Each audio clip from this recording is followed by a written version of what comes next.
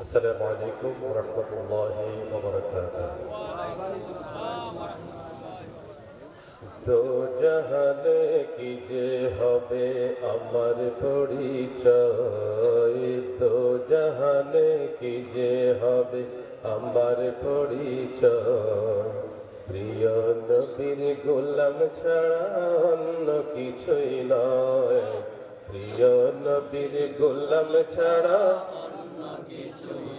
ठीक किना দুইটা হাত উঁচা করে বলেন ঠিক কিনা নারে তাকবীর নারে রিসালাত নারে হায়দারি হায়দারি হায়দারি নারে গৌসিয়া উরসে আনোয়ারুল মাশায়েখ हुजूर सैयद हसन अशरफ अशरफुल जिलानी मदरसा अशरफिया अनवारुल उलूम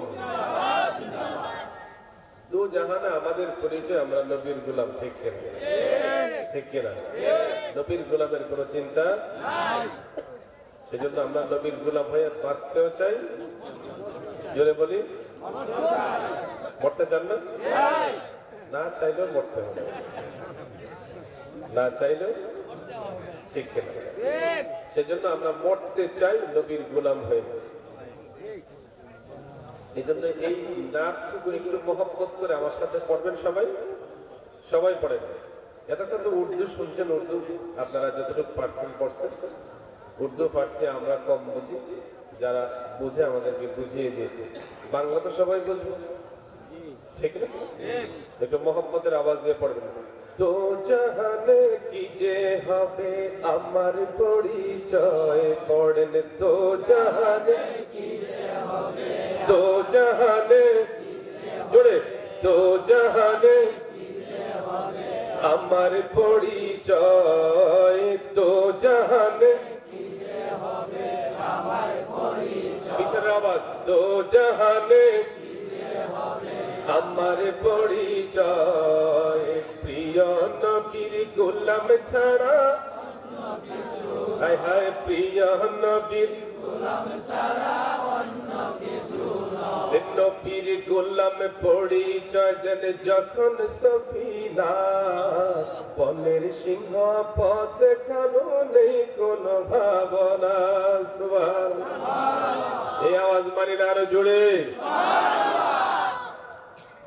হযরত সফিনা রাদিয়াল্লাহু তাআলা একজন নবীর সাহাবী শত্রু সৈন্যদের থেকে বাঁচার জন্য জঙ্গলের পথ দিয়ে গিরিপথ দিয়ে পাহাড়ের পথ দিয়ে পালিয়ে যাচ্ছে রাস্তার দুই পাশে পাহাড় মাঝখান দিয়ে যে রাস্তাটাকে গিরিপথ বলা হয় এই দুই পাশে পাহাড় মাঝখান দিয়ে যে রাস্তা এদিক দিয়ে যখন চলে একা একা রাতে যখন মানুষের মন আনচান করে না জানি কখন কোন বিপদ আসে ঠিক কিনা হযরত সফিনা রাদিয়াল্লাহু নির্ভীক চলতেছেন হঠাৎ করে দেখে সামনে এক বাঘ চলে এসেছে বাঘের উপনাম হচ্ছে আবুল হারিস আবুল হারিস অর্থ লুভি আর আবুল মানে বাপ হে লুভির বাপ আবুল হারিস হযরত সফিনা রাদিয়াল্লাহু তাআলা চলতে চলতে গিয়ে যখন বাঘ সামনাসামনি চলে আসে বাঘটাও এমন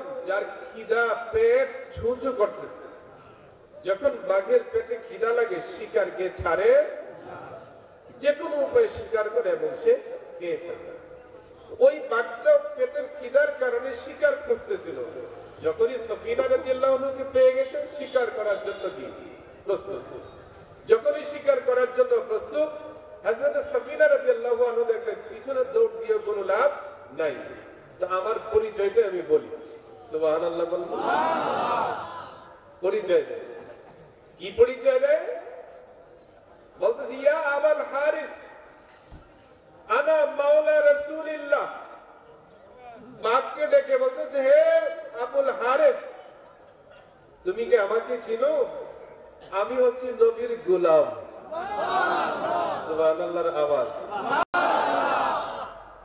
আনা মাওলা রাসূলুল্লাহ আমি আল্লাহর রাসূলের গোলাম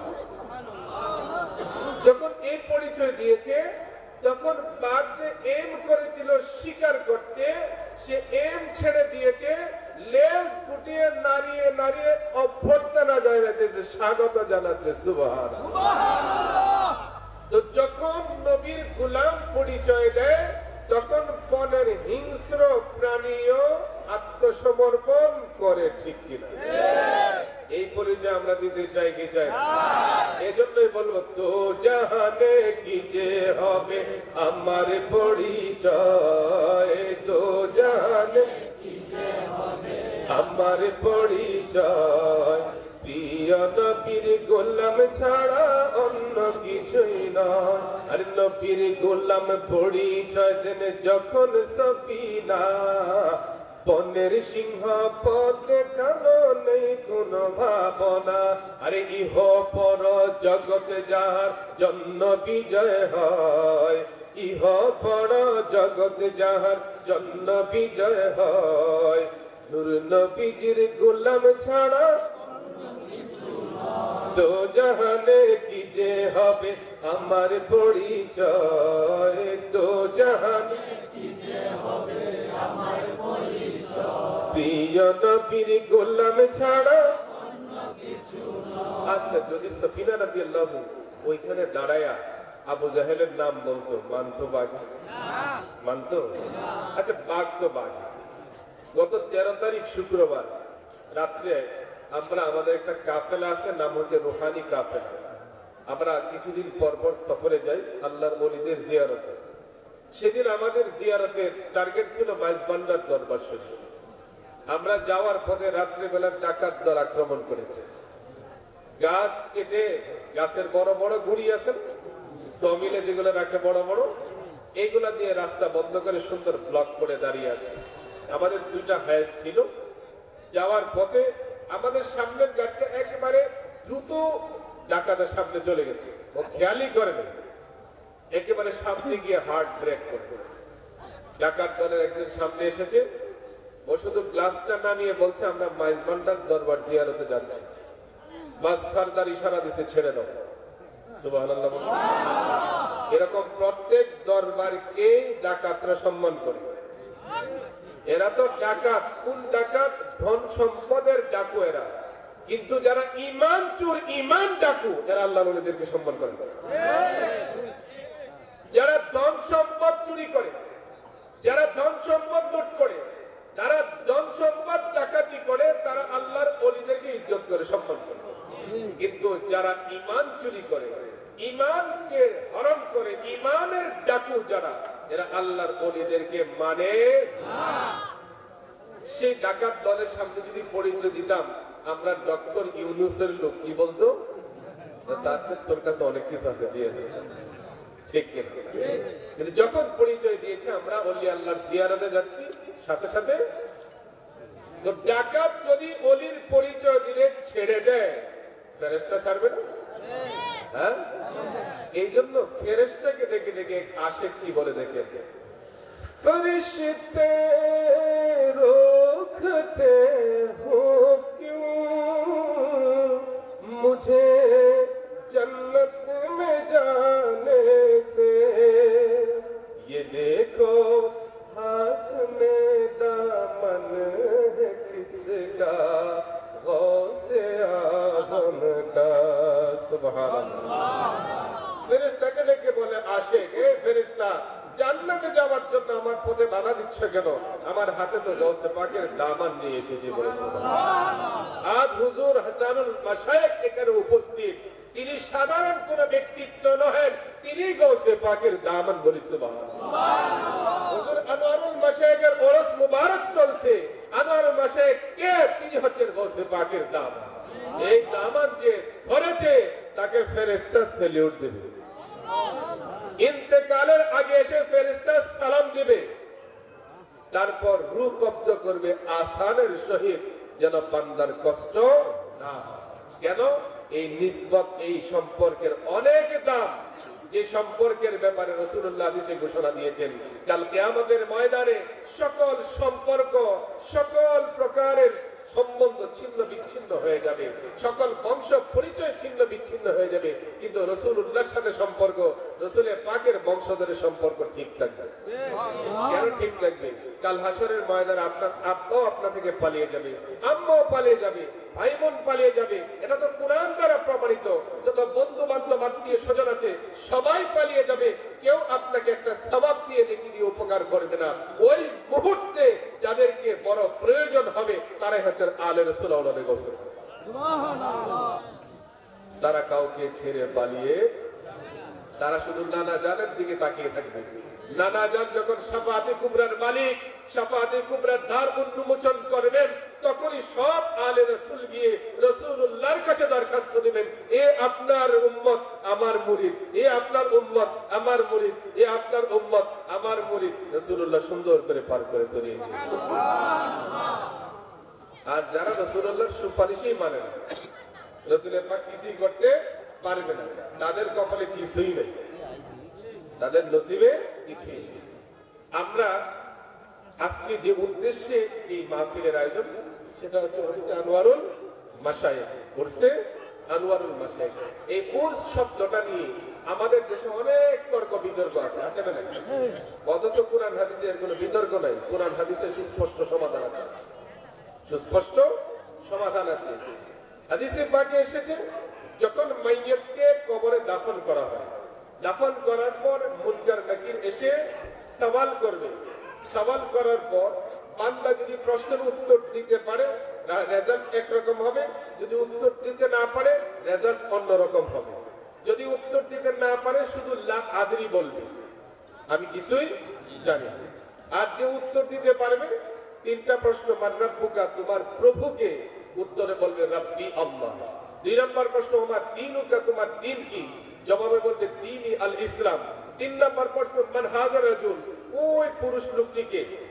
এখানে লম্বা অনেক হাদিস আছে, জিজ্ঞেস করবে হাল তারিফুহু, তুমি কি তাকে চিনো, ওমা কুনতা তাকুলু ফি হাক্কি হাযা রাজুল আল্লাযী বুরসা ফীকুম, এবং তোমাদের মধ্যে ওনাকে পাঠানো হয়েছিল, দুনিয়াতে ওনার সম্পর্কে তুমি কি আকীদা পোষণ করতে, তুমি কি বলতে দুনিয়াতে থাকতে, জিজ্ঞেস করা হয়।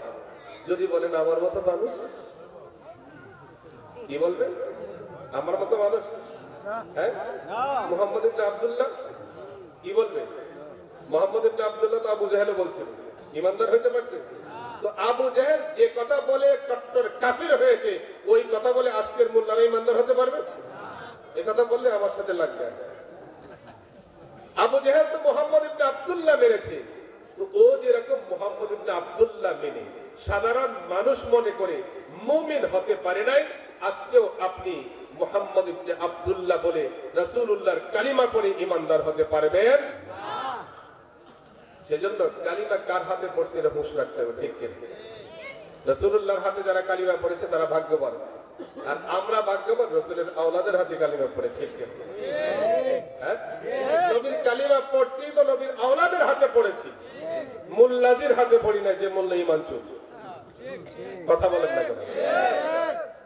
এইজন্য নবীর আওলাদের হাতে কালিমা পড়ে আমরা খুশি না বেজার? চলেন এই খুশির নজরানা একটু চমৎকার সুরে একটা ছন্দ বলে ফেলি। ইয়ারে নবী কা কলমা পড়ায়া সিমনা কে শহজাদে নে, सिमना के शहज़ादे ने अपना बना कर सबका बनाया, अपना बना कर सबका बनाया, सिमना के शहज़ादे ने, सिमना के शहज़ादे ने। সময় খুব কম, সেজন্য অল্প অল্প বলতেছি। যে নবীজির জামানায় নবীজির হাতে কালিমা পড়ে যারা সাহাবিয়াতের মর্যাদা লাভ করেছেন, আমরা তো সেই সময় পাইনি, সে সুযোগ পাইনি, কিন্তু রাসূলুল্লাহর কদমে লক্ষ কোটি শুকরগুজার করতেছি যে তিনি তার আওলাদকে আমাদের মধ্যে পাঠিয়ে দিয়ে আমাদেরকে সৌভাগ্য দান করেছেন। তারা গৌরব করে বলবে আমরা নবীর হাতে কালিমা পড়েছি, আর আমরা এ যুগে গৌরব করে বলবো ইয়া রাসূলুল্লাহ, ইয়া হাবিবাল্লাহ, আমরা তো আপনাকে পাই নাই, কিন্তু আপনি দয়া করে আপনার আওলাদকে আমাদের মধ্যে পাঠিয়েছেন, আপনার আওলাদের হাতে কালিমা পড়ে আমরাও ধন্য হয়ে গেছি। কার হাতে পড়েছেন সেটা একটু দেখার বিষয় আছে, ঠিক ঠিক। মোল্লাজির হাতে কালিমা পড়লে হবে? কালিমা পড়তে হবে কালিমাওয়ালার হাতে। আমরা কালিমাওয়ালার হাতে কালিমা পড়েছি, ঠিক ঠিক। সেই জন্য আশরাফি বলেন, অন্যান্য যত সিলসিলার মুরিদার আছে প্রত্যেকে ভাগ্যবান যদি মুনাফিক না হয়। কারণ রাসূলের হাতে কালিমা পড়ে ইমানদার হয়ে নামাজ পড়ে মুনাফিক হয়ে গেছে কিনা? এরকম সিলসিলা গ্রহণ করার পরে অনেক মানুষকে দেখা যায় বাতিলের খপ্পরে পড়ে এরা মুনাফিক হয়ে যায়, উল্টা পাল্টা বলতে শুরু করে, ঠিক কিনা? সেই জন্য হুঁশিয়ার থাকতে হবে, সাবধান থাকতে হবে যেন নিফাক আমাদের ভিতরে ঢুকতে না পারে। তো ওরস শব্দটার কথা বলছিলাম, এই সাবজেক্টটা অত্যন্ত গুরুত্বপূর্ণ। ওরস কার হবে আর কার হবে না এটা খুব মনোযোগ দিয়ে শুনবেন। আর একজন সাহাবীর নাম আছে ওরস, সাহাবীর নাম আছে আনিল উরস ইবনে উমায়রা রাদিয়াল্লাহু তাআলা। হাদিস শরীফে এই সনদটুকু শুধু উল্লেখ করলাম আপনাদের জ্ঞাতার্থে। মিশকাত শরীফের হাদিসে আছে হযরত উরস রাদিয়াল্লাহু তাআলা বলে, ওরস শব্দ কোরআন হাদিসে নাই। আরে কোরআন হাদিসে ওরস থাকবে না কেন? আমার নবীর সাহাবীর নামে আছে ওরস, নবীর সাহাবীর নাম ওরস। ওরস রাদিয়াল্লাহু তাআলা ওনার জীবনী পড়তে গিয়ে দেখলাম উনি অনেক বড় মাপের সাহাবী এবং হাদিসের একজন বড় রাবী, কোরআন থেকে অনেক হাদিস রিওয়ায়াত এসেছে। তো ওরস শব্দের অর্থ হচ্ছে শাদী, বিবাহ, আনন্দ, বলি সুবহানাল্লাহ। তো শাদী কার হয়? যে নপুংসক, নপুংসক বুঝেন? যার পুরুষত্ব নাই তার কি শাদী হয়? যার শাদী হয় যার পুরুষত্ব আছে। যার টাকা পয়সা নাই, ধন সম্পদ নাই, বাড়ি গাড়ি নাই, সে কি বিয়ে করতে সাহস পায়?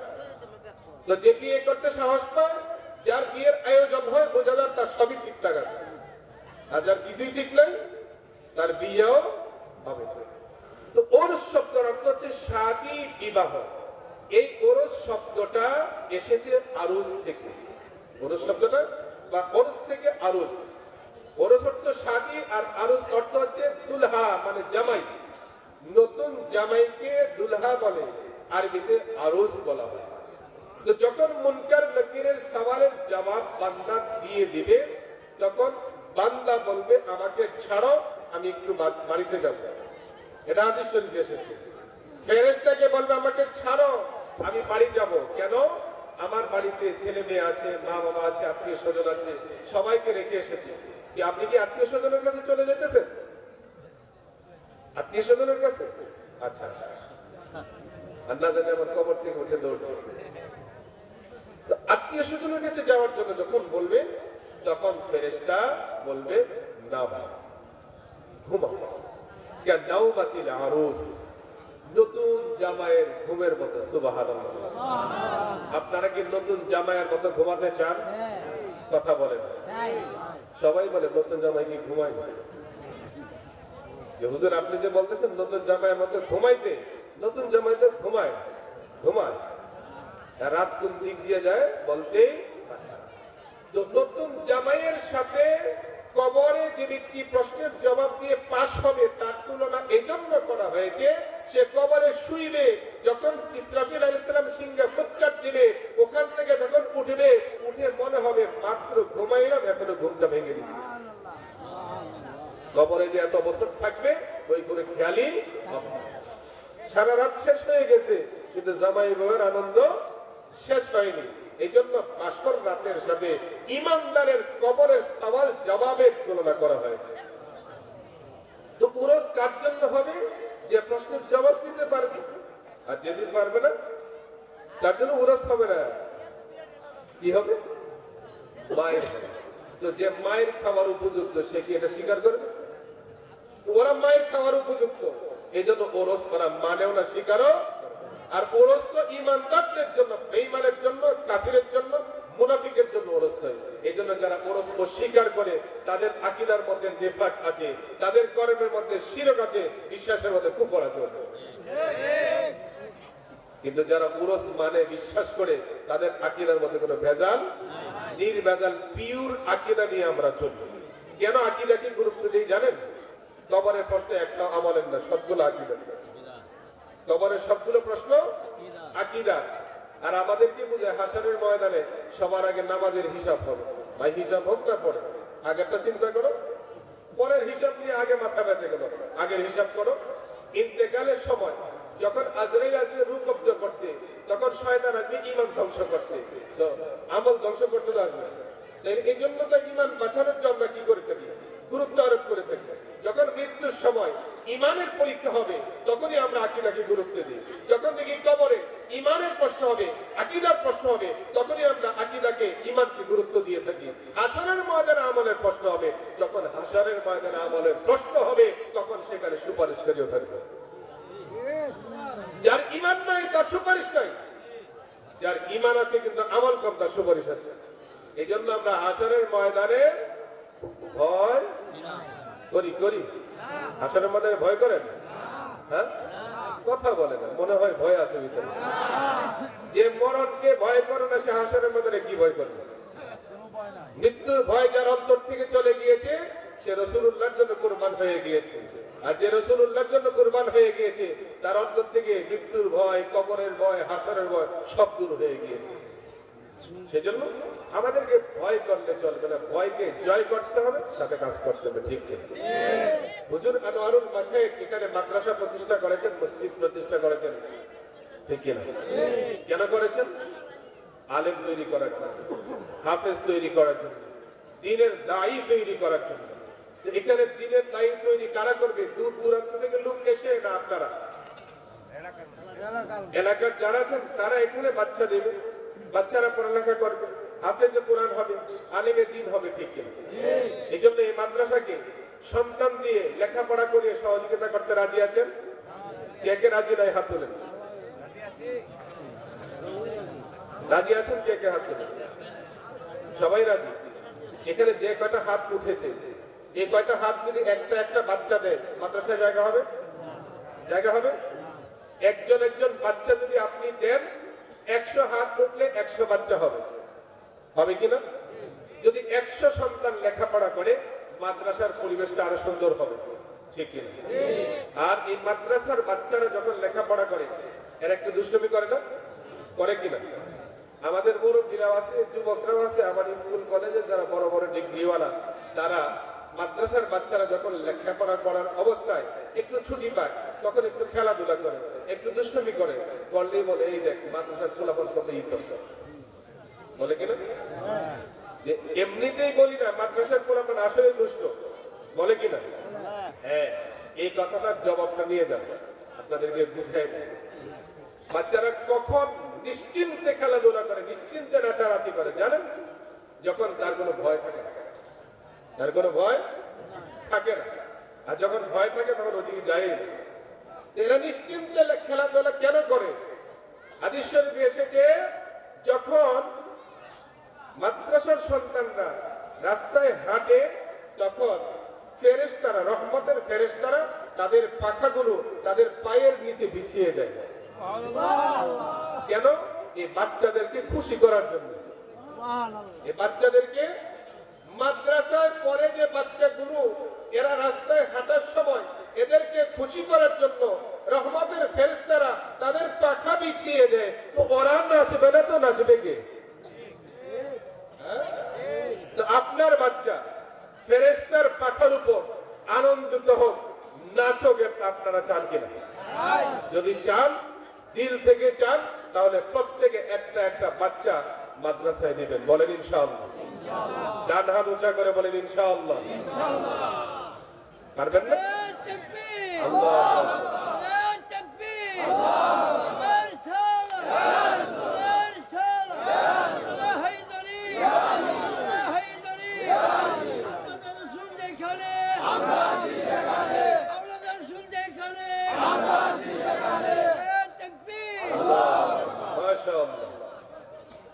বলতেছিলাম,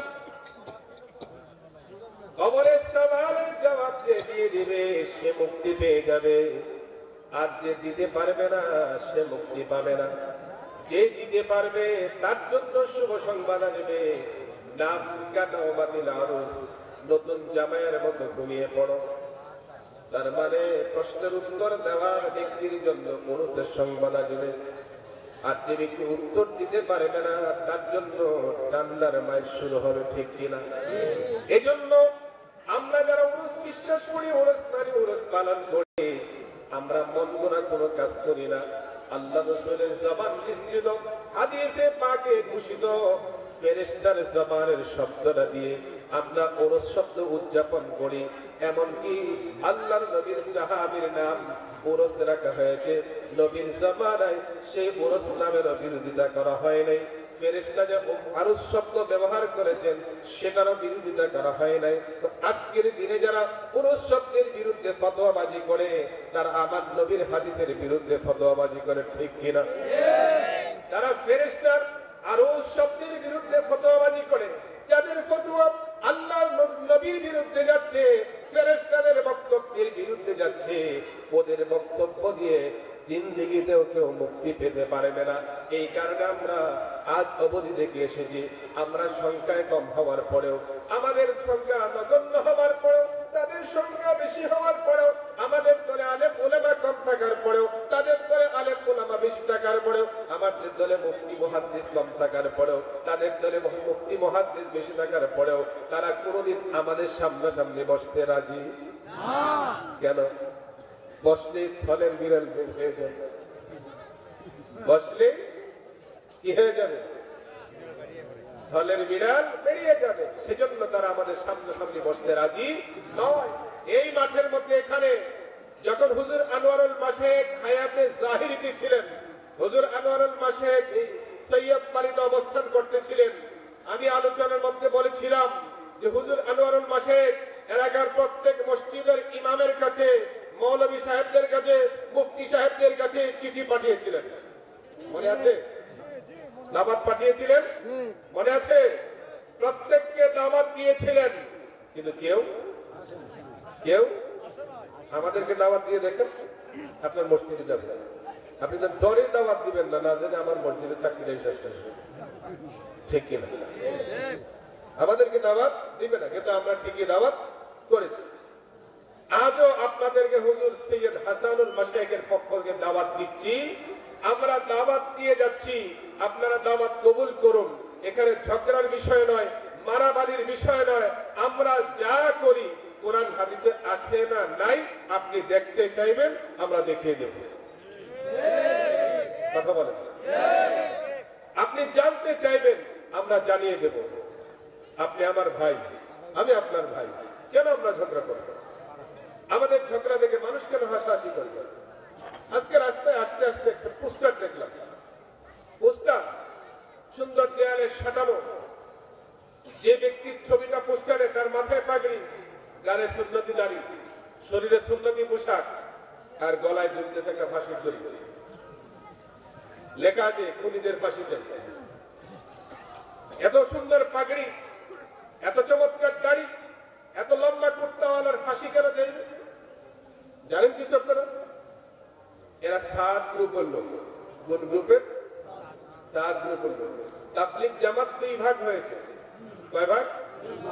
একটা হচ্ছে 7 পন্থী আর একটা হচ্ছে জুবায়ের পন্থী। আমরা যদি এগুলো না বলে আপনারা বুঝবেন কোত্থেকে? তাদের সাথে আমাদের কোনো ঝগড়া নাই। আমাদের সাথে ঝগড়া লাগিয়ে কোনোদিন আমাদেরকে কি করতে পারে না, লড়াইতে হিলাইতে ঠেলাইতে ধাক্কাইতে পারে না, কিন্তু ওরা ঝগড়া লাগে 2 ভাগ হয়ে গেছে, হয়েছে কিনা? এমনকি 6 জন মারা গেছে, এরপর আবার তারা এদেরকে শহীদ বানায় দিচ্ছে। হাদিস শরীফে আছে আল কাতিল ওয়াল মাকতুল কিলাহুমা ফিন্নার, হত্যাকারী এবং নিহত দুজন জাহান্নামী। ওরা একজন আরেকজনকে হত্যা করে ওরা জান্নাতে পাঠায় দেয়, শহীদ বানায় দেয়। ওরা শহীদ কি ওনাদের আব্বার সার্টিফিকেট আছে। মারামারি জায়গা নিয়ে, মারামারি অবস্থান নিয়ে, মারামারি দখল নিয়ে, যখন মরে গেছে শহীদ, বাবা এখন হিন্দু মল্ল শহীদ বানায় দেয়, এরকম শহীদের সার্টিফিকেট দিয়েছে। সেজন্য আমরা ঝগড়া করে ভাগ ভাগ হতে চাই না, আমরা ঝগড়া করে আমাদের মধ্যে দূরত্ব সৃষ্টি করতে চাই না, আমরা একত্রে বসে মিলেমিশে দেখিয়ে দিতে চাই যে আমাদের মধ্যে কোনো দূরত্ব নাই, ঝগড়া নাই। চলুন আমরা কোরআন হাদিস দিয়ে প্রমাণ করে দেই উরস আছে না ঠিক কি হাদিস তো বললাম উরস হাদিস শরীফে আছে। এখন যদি আপনার দেখার ইচ্ছা থাকে আপনি আসেন, মিশকাত শরীফ গুলো আপনাকে দেখিয়ে দিই।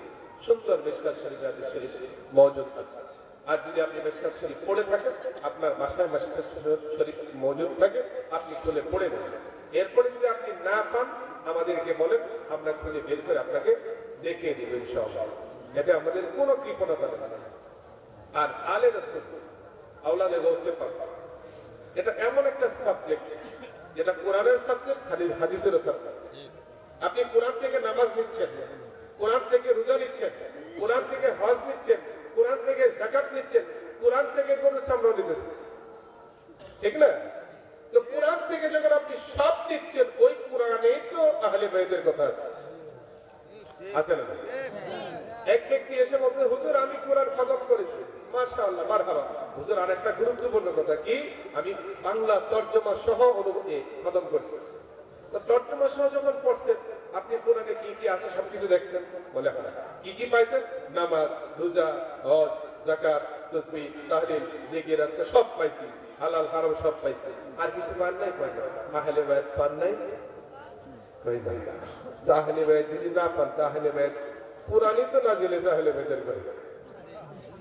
হ্যাঁ, কোরআন তো ইনসাফ করেছে। আল্লাহ তো সবচেয়ে বড় ইনসাফকারী, যে তিনি যে ঘরে কোরআন নাজিল করেছেন ওই ঘরের গুণগান গাইবেন না, এটা তো হতে।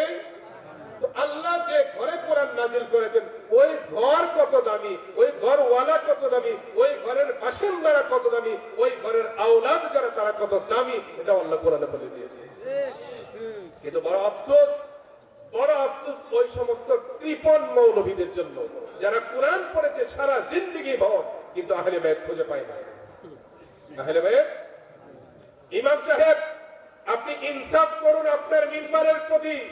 যে মিম্বারে বসে আপনি 30 বছর 40 বছর ইমামত করেছেন, খুতবা দিয়েছেন, ওয়াজ শুনিয়েছেন, মানুষকে বুঝিয়েছেন, কোরআন সুন্নাহর আলোচনা করেছেন, 30 বছরে যতগুলো মুসল্লি আপনার পিছনে নামাজ পড়েছে একজন আহলে বাইত চিনে নাই, একজন আহলে বাইত চিনে নাই।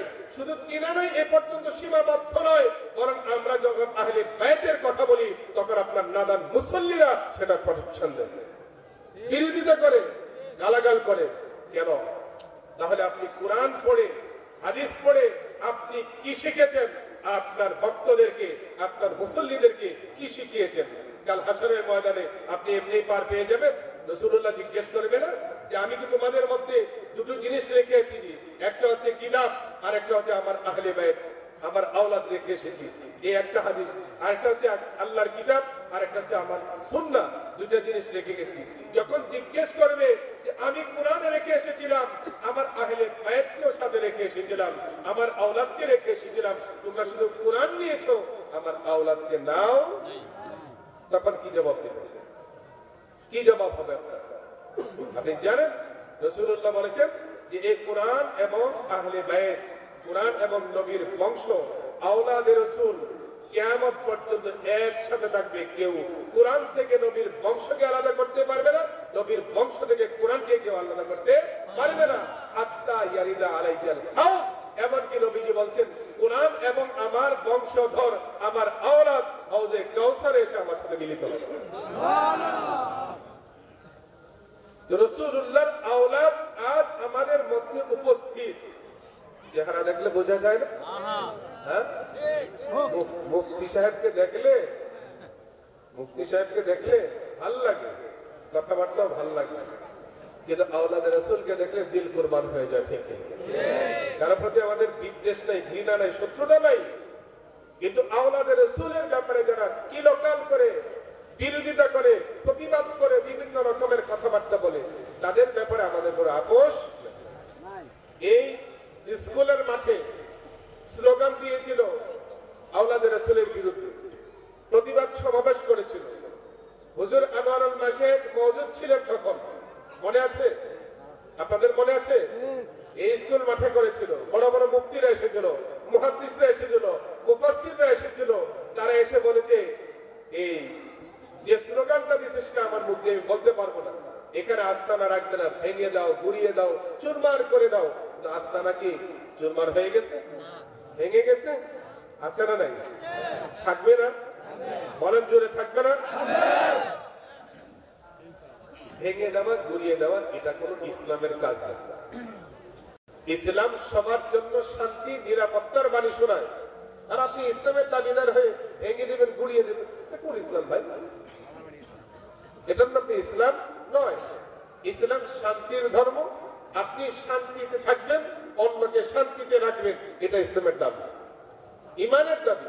আপনি অন্যদেরকে অশান্তি দিয়ে আপনি নিজে শান্তিতে থাকবেন, এটা কখনো সম্ভব? যেটা আমরা 5ই আগস্ট দেখেছি, ঠিক না? কেউ অন্যকে অশান্তি দিয়ে অস্থির রেখে নিজে স্বস্তির থাকবে, শান্তিদায় থাকবে, এটা সম্ভব নয়। যদি শান্তিতে থাকতে চান, আগে শান্তিতে থাকতে দেন। আপনি আপনার বিবিকে যদি শান্তিতে থাকতে না দেন, আপনার বিবি আপনার ঘরে জাহান্নাম বানিয়ে দেবে। আর আপনার বিবিকে শান্তিতে থাকতে দেন, আপনার ঘর বিবি জান্নাত বানায় দেয়। যদি ছোট্ট একটা জিনিস বোঝেন, তাহলে আমাদের মধ্যে কোনো প্রকার দ্বন্দ্ব, বিচ্ছেদ, ফাসাদ, মারামারি কিছুই থাকবে না। সেজন্য আলে রসুল আওলাদে গৌসে পাকের সামনে আপনারা বসেছেন। মনে রাখবেন, সাহাবায়ে কেরাম যখন নবীজির দরবারে বসতেন, আদব এত সুন্দর করে আদব তাজিম সহকারে বসতেন যে তাদের মাথার উপর যদি সে পাখি বসতো, পাখি তার কাজ করে চলে যাইত, সাহাবায়ে কেরামের কোনো খবর জানতেই পারতেন। এত মনোযোগের সহিত, এত ধ্যানমগ্ন হয়ে বসে।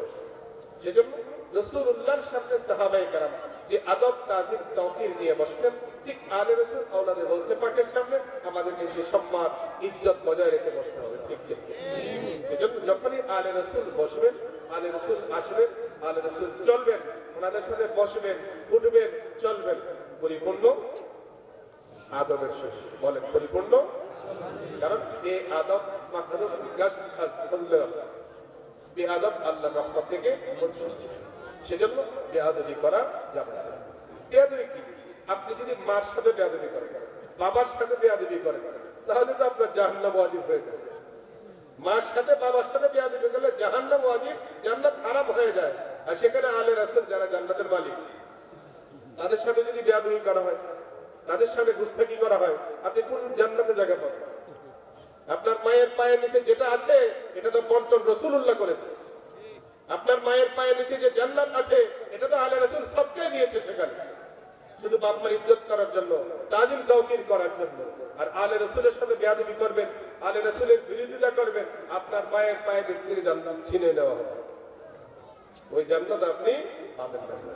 সেজন্য আলে রাসূলের সাথে পরিপূর্ণ আদব সহকারে চলবেন, তাদের সাথে উঠা বসা করবেন। এবং যারা বিরোধিতা করেন তাদেরকে অনুরোধ করব, আপনারা আসেন, দেখেন, আলে রাসূলের চেহারার দিকে তাকান, দেখবেন আপনার ভিতর সাক্ষী দিবে যে এমন একজন চেহারার মানুষ কখনো ইসলামের বিরোধী হতে পারে না। তার চেহারা একটা দাম আছে।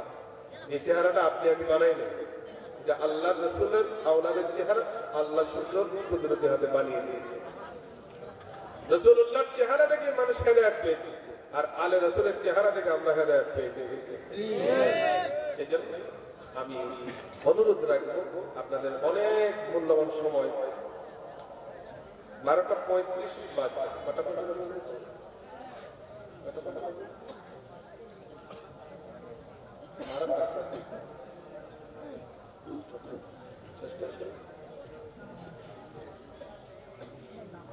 12:35 বাজে, আমি কিন্তু কোনো ধারাবাহিক বা কোনো প্রফেশনাল আলোচনা করিনি, জাস্ট মাঝখান থেকে একটা বিষয় আপনাদের ক্ষেত্রে পেশ করেছি, যেটা আজকের অনুষ্ঠানের সাথে সংশ্লিষ্ট ছিল।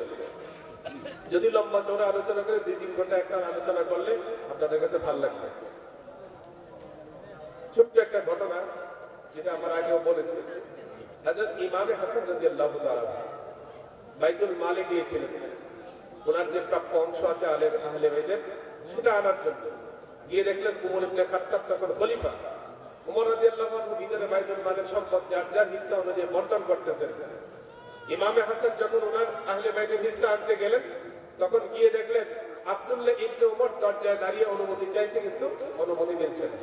ইমামে হাসান চলে আসলেন, উনি বাড়িতে চলে গেলেন। ওমর ফারুক রাদিয়াল্লাহু আনহুর কাছে খবর পৌঁছলো যে ইমামে হাসান এসেছিলেন, তিনি চলে গিয়েছেন। ওমর ফারুক রাদিয়াল্লাহু আনহু রাষ্ট্রীয় কাজ বন্ধ করে দিয়েছে। সুবহানাল্লাহ, রাষ্ট্রীয় কাজ বন্ধ করে দিয়েছে, খেলাফতের দায়িত্ব অফ করে দিয়েছে, দৌড় দিয়েছে আলে রাসূলের পিছনে। দৌড়তে দৌড়তে ইমামে হাসান রাদিয়াল্লাহু আনহুর কাছে ওনার ঘরে গিয়ে পৌঁছলেন। পৌঁছে বলেন, আকা মালিক, দো জাহানের মালিক, আপনি কেন গিয়েছিলেন? তো বললাম, আমাদের আহলে বাইতের হিস্সা আনার জন্য। বলছে, ক্ষমা করবেন, আর কোনোদিন আপনি বাইতুল মালের দরজার সামনে যাবেন না। ছোট্ট চিরকুট লিখে পাঠিয়ে দিবেন, আপনার অংশ আমি কর্মচারী দিয়ে পাঠিয়ে দেব। বলে সুবহানাল্লাহ।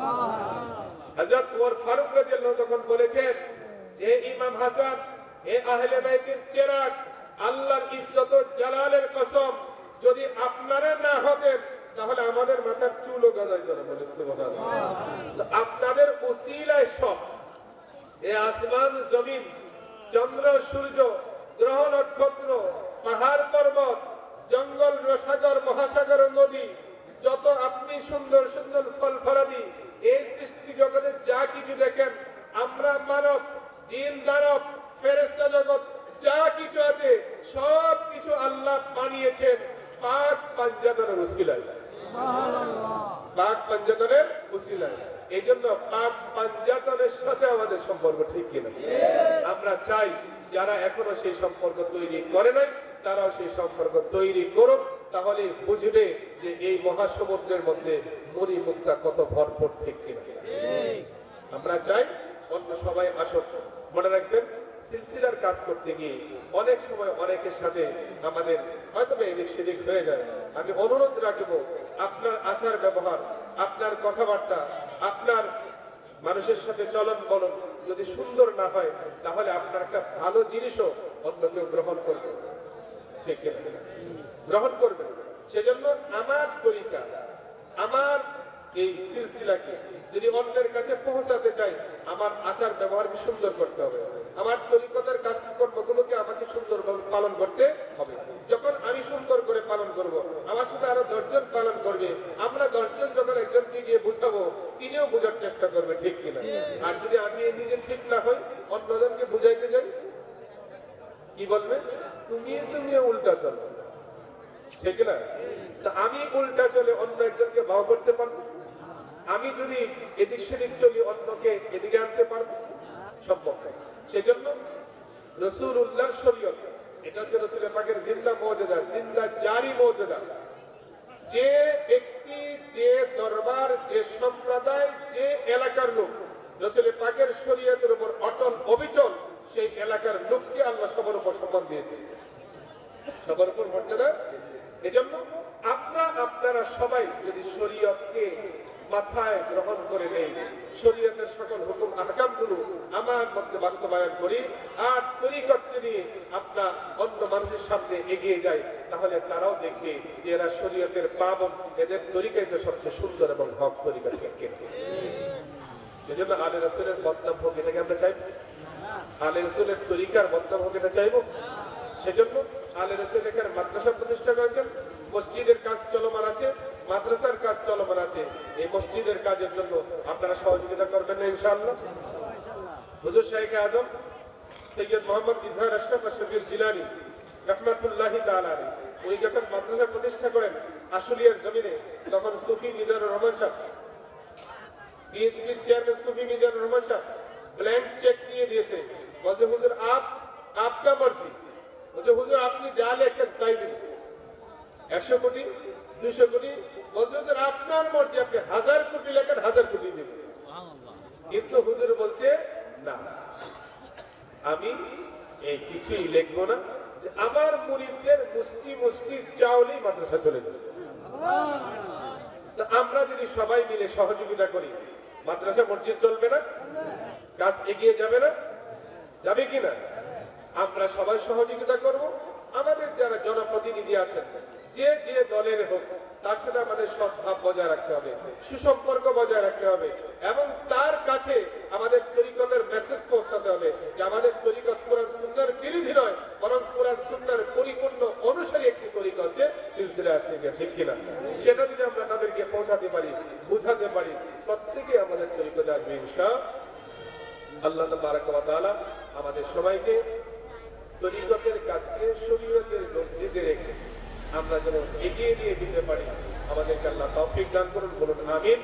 হুজুর আনোয়ারুল মাশায়েখের ফয়জ ও বরকত আমরা আল্লাহর দরবারে প্রার্থনা করতেছি, এবং হুজুর হাসানুল মাশায়েখ সৈয়দ মুহাম্মদ হাসান আশরাফ আশরাফিউল জিলানী মুতাজিল্লুল আলিম করম কামনা করতেছি, হুজুর আমাদের প্রতি নেগাহে করম দান করলে ইনশাআল্লাহ হুজুরের নেগাহে করমে আমরা আমাদের কাজকে এগিয়ে নিয়ে যেতে পারবো। আল্লাহ যেন আমাদেরকে তৌফিক দান করেন, হুজুর যেন আমাদের প্রতি সব সময় নজরে করম ইনায়াত করেন, সকলে পড়ি আমিন। ওয়া আখিরু দাওয়ানা আলহামদুলিল্লাহি রাব্বিল আলামিন। আসসালামু আলাইকুম ওয়া রাহমাতুল্লাহি ওয়া বারাকাতুহু।